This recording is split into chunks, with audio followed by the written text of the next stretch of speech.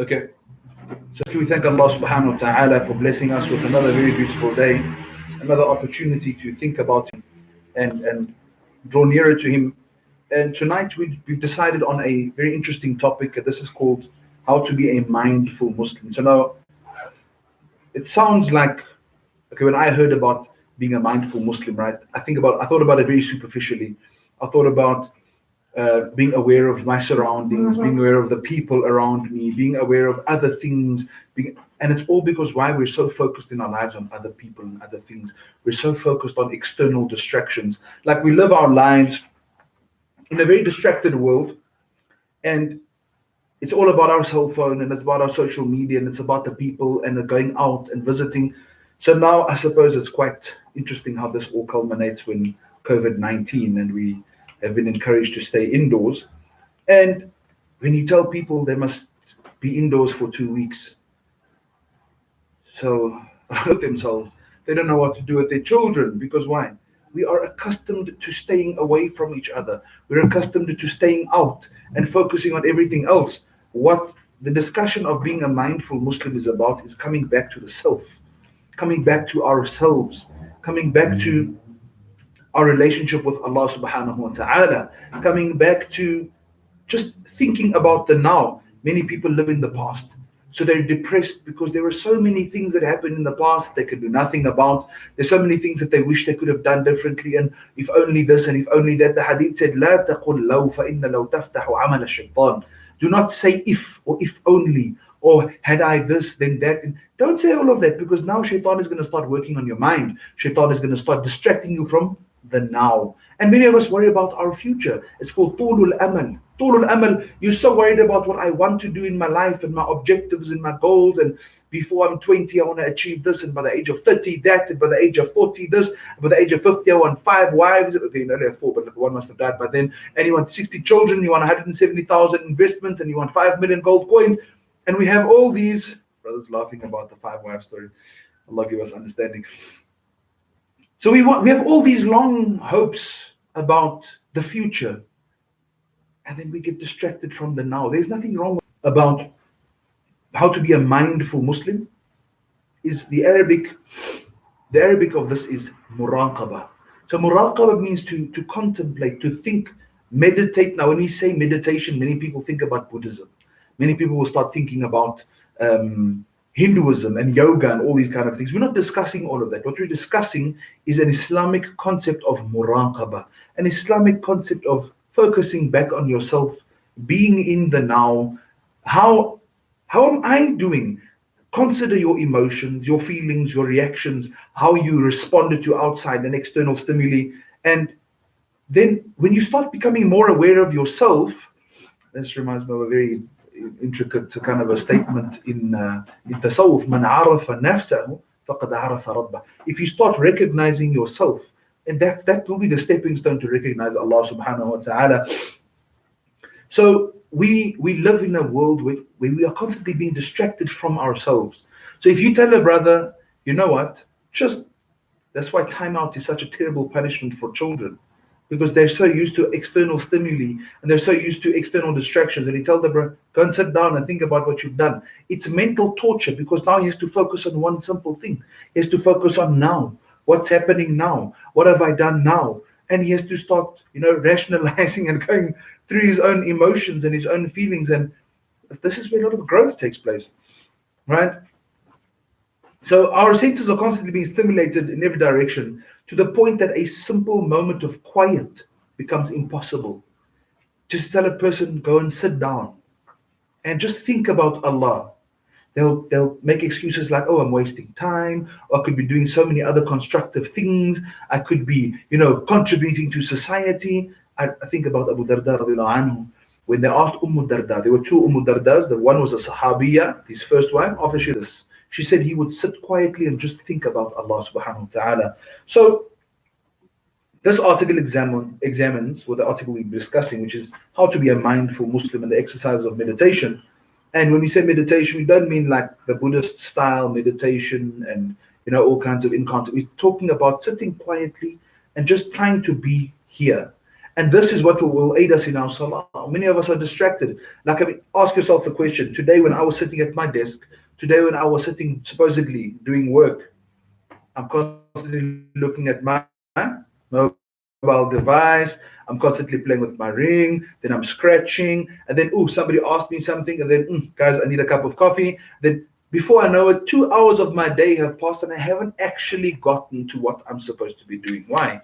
Because we live around ourselves. We live everywhere else. We don't live here. We don't live in the now. And this is why when we perform salah, brothers and sisters in Islam, we can travel the world without a visa. And after the Imam says, Assalamu alaikum wa rahmatullah, Assalamu alaikum wa rahmatullah, you have arrived at your destination on your right. That's how life is because of all the distractions. So, some virtues of awareness of the fact that you're aware. So, in the tasawwuf terminologies, this would be called, it slips my mind, especially in the Naqshbandi order, they talk about this where you have a kind of a background data on, if you understand what I'm trying to say, right? So like you have your laptop and you put a slideshow on your background. So every now and then your background is changing on your computer. You're busy working here, you're busy working there, but the background is moving because why? The computer is aware, right? So to become aware of the fact that we are aware, this is what muraqabah is about, and self-awareness of what is really going on inside one's mind and one's heart. This phenomenon has attracted the attention of many psychologists and many, pathologists and many people who specialize in counseling and in therapy. And in the Islamic context, which we're discussing, is the virtue of muraqabah, which is a word derived from to watch, to be observant, to regard attentively. Allah says in the Quran, مَا يَلْفِظُ مِنْ قَوْلٍ إِلَّا لَدَيْهِ رَقِيبٌ عَتِيدٌ. That whatever a man utters, there is a raqib who is ready and who's waiting to receive it. So atid means a sentinel stationed and ready, and raqib, he's watchful, he's aware and ready to write that down. So raqib means somebody who is focused on you, focused on his job. So a technical spiritual term, it is defined as constant knowledge of the servant and conviction in the supervision of Allah subhanahu wa ta'ala over one's outward and inward state. So to achieve the state where Allah subhanahu wa ta'ala, where I am fully aware that Allah subhanahu wa ta'ala is with me, right?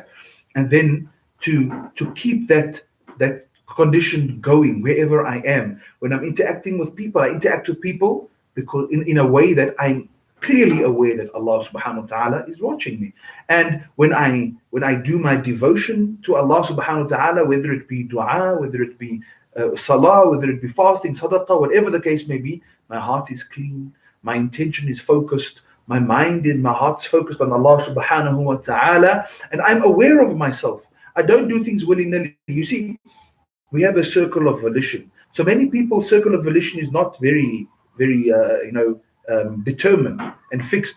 So it's very, jagged, and sometimes we react to external stimuli very sporadically. Sometimes or not sporadically, very erratically. That's the word I'm looking for. So somebody would say something to me, I would immediately lash out. But on another day, somebody would say something to me and I just decide to waive it. Why? Because my circle isn't the same. So I haven't learned to be aware of myself.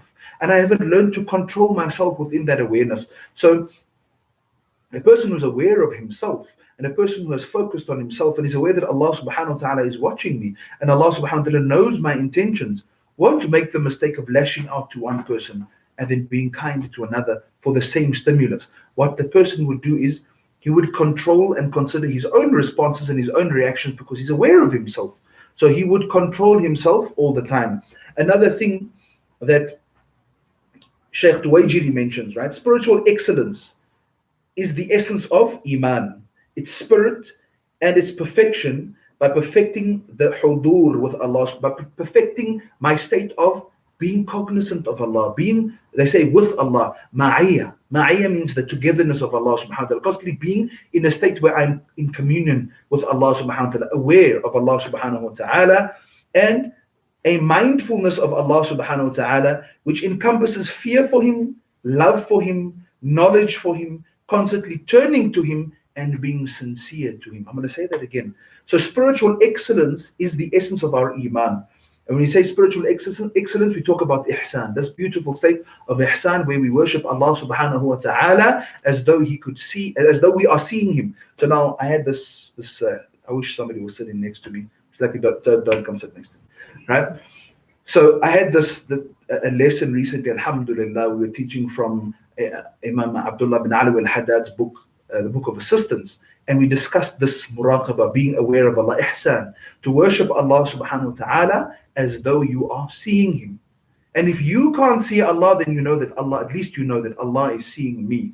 So now I went right up to somebody's face, and assuming this is the face, I went like this: brother, if I was here all the time, and where you're looking, I'm looking with you. What you're listening to, I'm listening with you.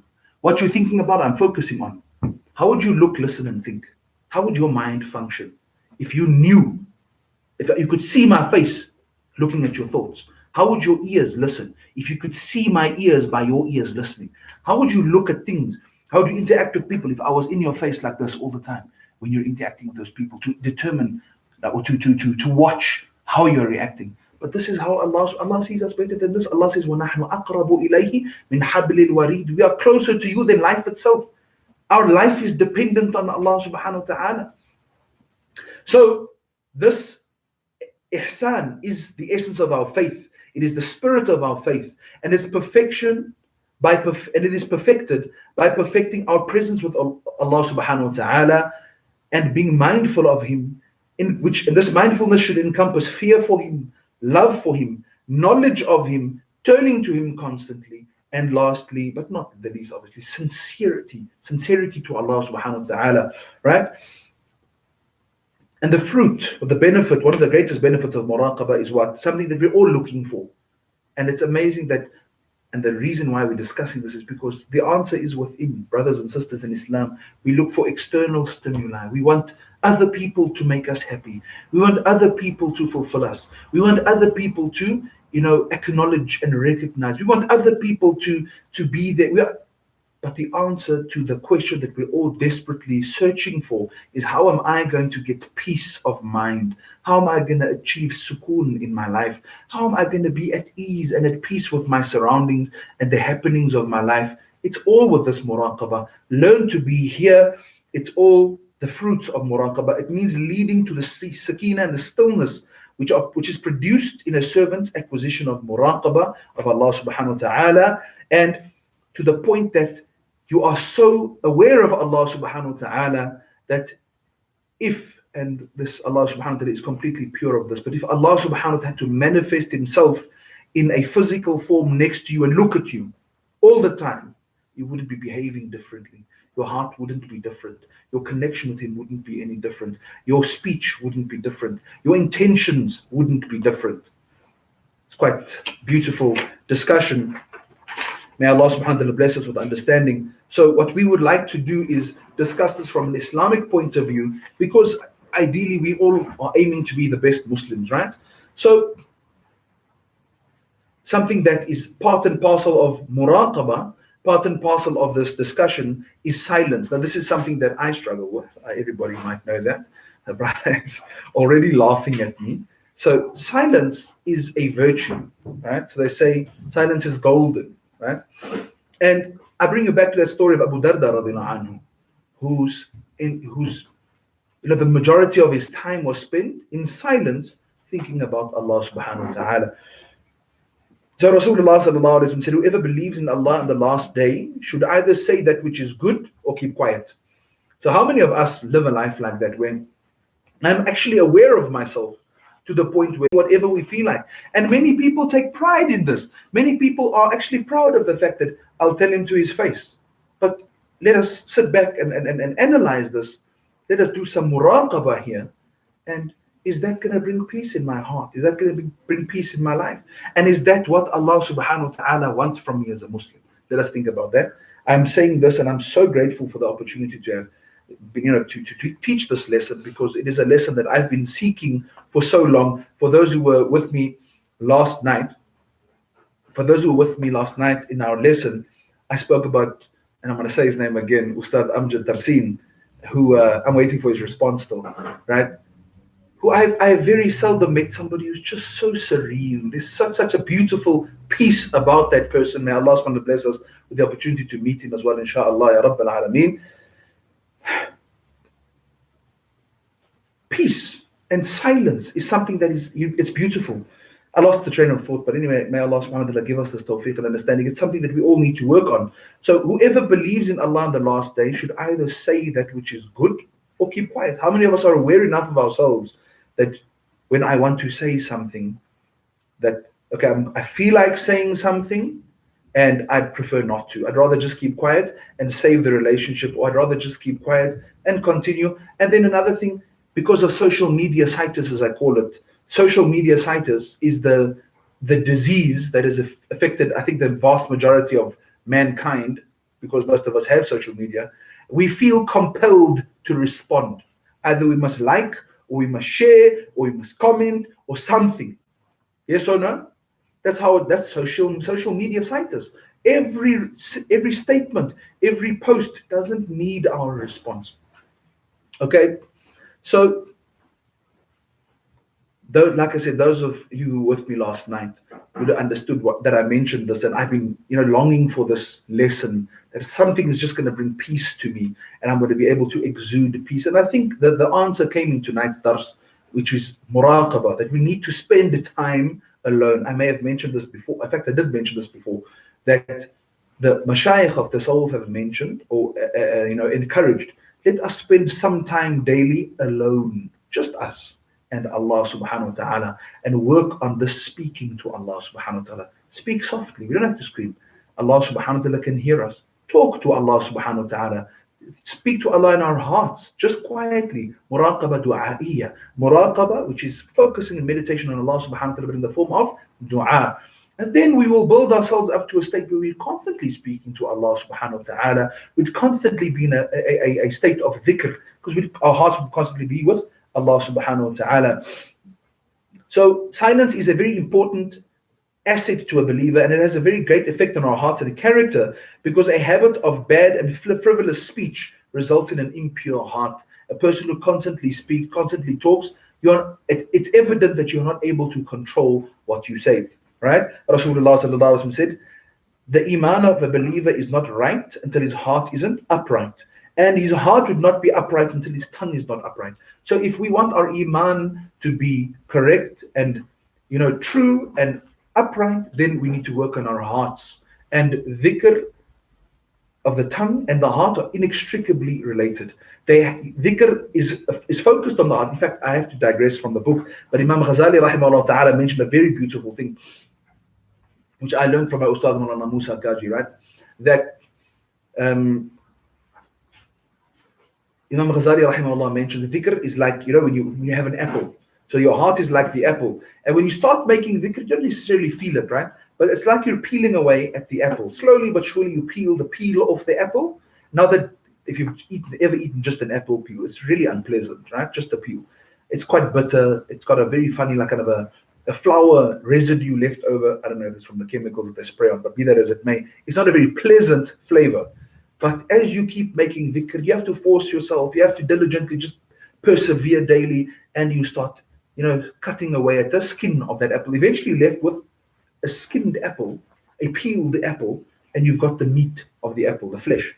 Now, when you start making dhikr, it's like you're chewing away and taking bites at the flesh. It's sweet. You enjoy it, and you're making dhikr because it's so nice.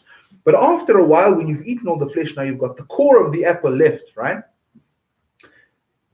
This is a state of dhikr where even if you want to, you can't forget making dhikr. Even if you force yourself, you can't stop making dhikr, right? And after that, may Allah subhanahu wa ta'ala bless us with this beautiful state. Say Ameen, everybody. Someone makes dua, always say Ameen, because it could be the moment that Allah accepts. So after you have gotten past the stage where you couldn't leave dhikr if you wanted to, you get to a point in your life and in your journey where you are so engaged in dhikr of Allah subhanahu wa ta'ala that even the dhikr falls by the wayside. Now it's just you and Allah. This is muraqabah at its blessed night, which is really Everybody speaks about the night of Mi'raj, and may Allah subhanahu wa ta'ala bless us on this night that we could achieve this state, that we are so with Allah subhanahu wa ta'ala that we even forget ourselves, the state of fana. We are fana fillah, fana'ul fana. You even forget the state that you're annihilated in the dhikr of Allah subhanahu wa ta'ala because you're so engaged in Allah subhanahu wa ta'ala. Allahu Akbar. And this all starts with the step of muraqabah. It has to start somewhere. We have to push ourselves. And with muraqabah, obviously, as we've explained, comes the beautiful, beautiful quality of silence. The Sahaba described Rasulullah sallallahu alaihi wasallam as tawilu samt, kathirul huzn. He was always silent. In fact, this beautiful hadith of Jabir bin Samurah radiallahu anhu was asked, have you seen Rasulullah sallallahu alaihi wasallam? Have you ever sat with him? So he says, yes, I have. And he would be silent for very long periods of time, and he would laugh very little. Abu Darda radiallahu anhu said that silence is a form of wisdom, which very few people practice on. Wahab ibn Munabbih, he said that the doctors have agreed that the main medicine is the diet.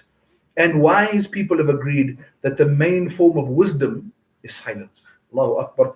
Then the English statement where silence is golden, right? So let us learn to be silent and we'll become rich spiritually by all this golden silence. So let us discuss slightly, having discussed this, let us move on to discuss meditation in Islam. Already spoken about 23 minutes. So meditation is defined as a continued or extended thought or reflection, right? So in Islamic context, we're talking about the reflection of Allah subhanahu wa ta'ala, extended thought of Allah. And now you may think to yourself, well, Mi'raj was about Salah, the gift of Salah, which we discussed last night. And you may ask yourself, what does meditation have to do with it, right? Brother, there's a link, Brother Zakaria. There is a link. The link is that, as we explained in the very beginning, that we are distracted by everything around us because we live on external, we thrive is the word. We thrive on stimuli. We need other people to validate us. We need other things to make us happy. We need other things to give us meaning in our lives. Whereas if we could just learn to be with Allah subhanahu wa ta'ala and to think about Allah subhanahu wa ta'ala, our lives become meaningful. A French physicist, he mentioned this very beautiful statement. I can't find it now. I'm looking for it. I'll share it with you. He says, and his name is Blaise Pascal, right? He says that I've discovered that all the unhappiness of man arises from a single thing. They cannot stay quietly by themselves. We just can't be by ourselves, right? And not that we want to be quietly by ourselves, to be alone or secluded or recluse. What it means is that we don't want to just be by ourselves. We want other people around us because either we want to make a spectacle of ourselves, or we want to advertise ourselves, or we want other people to make us feel special, or compliment, or like and share and forward and all this and comment. So he says, a man who has enough to live on, if he knew how to stay happily in his own home, wouldn't leave to go to see or to besiege a town. He wouldn't feel the need to leave. Now I want us to just analyze this discussion of this Blaise Pascal in light of our current situation, the world we find ourselves in, of external extractions, constantly needing other people and other things, and people are materialistic, and this is again a form of external stimulation. Can't we just come back to sitting by ourselves, starting small, start with 2 minutes, don't make it long, start with 2 minutes, and just sit and think about Allah. Think about your relationship with Allah subhanahu wa ta'ala. Speak to Allah and tell Him, Ya Allah, I feel distant from you. In fact, I'll quickly share this. I have to wrap up in 4 minutes. So, a friend of mine once said to me that his wife was really ill and she had a cancer. And in hospital, he went to sit next to her. And, he was just bogged down by the severe pressure of everything, running businesses and working and running up and down between hospitals and homes and trying to look after his wife. And he said to her, I feel so far from Allah. Don't we all have that problem? We feel far from Allah. What does Allah think about me? How does Allah feel about me? What is my worth and my value in the sight of Allah subhanahu wa ta'ala? And he said, I just feel so far from Allah. And she said this beautiful thing, and I want you to just inhale what I'm saying. Bring what I'm saying into your heart. assimilate what I'm saying to you. Who moved? Who distanced himself? That's what we're all doing. We're doing that. So the lesson of muraqabah is come back. Do away with the outside distractions. Come back to Allah subhanahu wa ta'ala. Come back into our hearts, into ourselves, into our souls. Focus on me. Focus on what I am, who I am. Honestly and sincerely, think about yourself. You know, we all have this image of ourselves that we portray to the world. But at night when you go and lie in your bed, you and Allah know who you are. You and Allah know very well who you are. If you stole, really weird example because this happens in Florida and South Africa, in Florida, SA, USA, Florida, SA. It happens in Florida, SA. That the brother steals shoes from the masjid. Allahu Akbar. You come all the way to the masjid. وَحَظُّكَ أَن تَسْرِقْ. You came all the way to the masjid, but what was written for you was to steal. La ilaha illallah. Instead of getting the rahmah and the barakah of the salah, you were there, right there. Anyway, so now tonight when he goes to lie in his bed, he doesn't say, Qasam Allah, it wasn't me, eh? Because he knows it was him. And Allah knows it was him. You're going to lie to Allah. So we need to work on this relationship. We need to work on this relationship with Allah subhanahu wa ta'ala. We need to work, and this is going to bring beautiful benefits to our salah. It's gonna really add value to our dua. It's going to add value to our dhikr. It's going to add value to our sincerity, our discussions with Allah subhanahu wa ta'ala. If we're aware of ourselves, if I don't take stock of myself and think about myself, who I am and what I really do and what I'm really worth and what my real motives are, and then sincerely and honestly, and again, honesty. Inna sidqa yahdi ila al-birr, wa inna al-birra yahdi ila al-jannah, wa inna al-rajula la yasduq hatta yuktaba 'inda Allah siddiqan.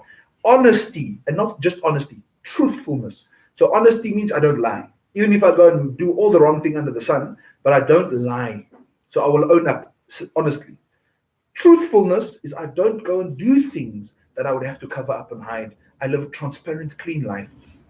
So truthfulness will ultimately lead you to birr, will ultimately lead you to birr. Birr means to do good and righteous deeds all the time. And birr will end you up in Jannah. And let a person continue being truthful. And this is by constantly coming back and analyzing your motives. Am I being sincere? Am I being true? Am I being legit? Am I being real? And if Allah subhanahu again, if Allah had to be right here, seeing me, look, and I could see Allah looking at me, how would I be behaving? So under the current circumstances, let us think about this. It's an ideal opportunity for us where we're encouraged to stay indoors. Let us work on this. Let us work on this. They say social distancing. I'm going to take it a step further. Social media distancing, brothers and sisters in Islam. Social media, now you may think, but you're on YouTube and Facebook Live. You talk about social media distancing. Unnecessary things. Don't get involved in fights and arguments about who's right and who's wrong and whose arguments are more legit. Must we close the masjids or not?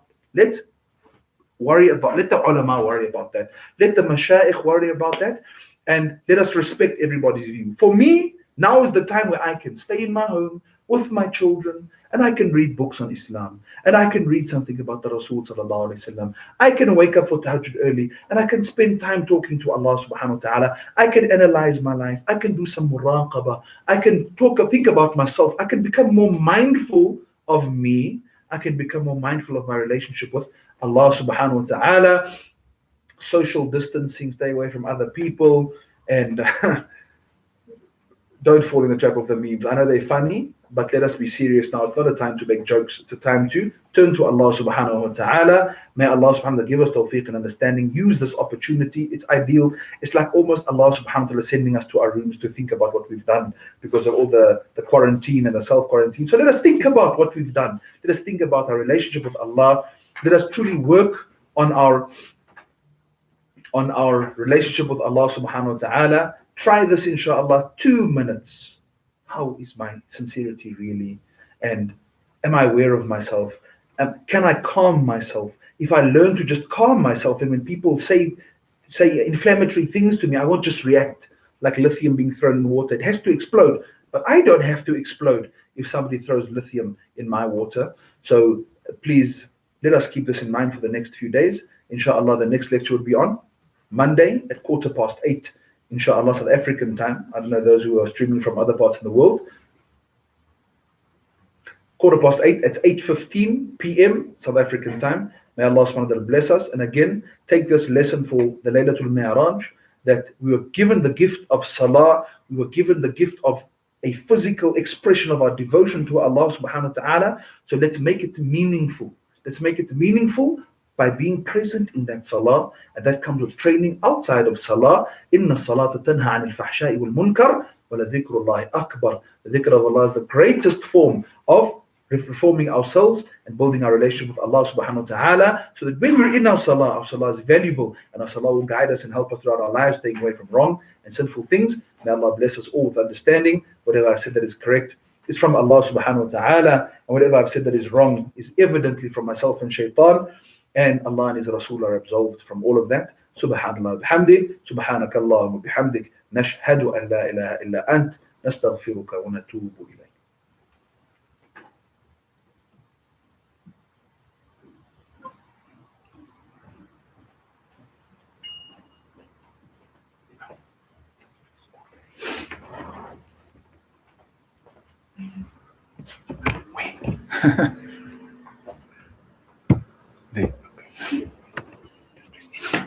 Hey.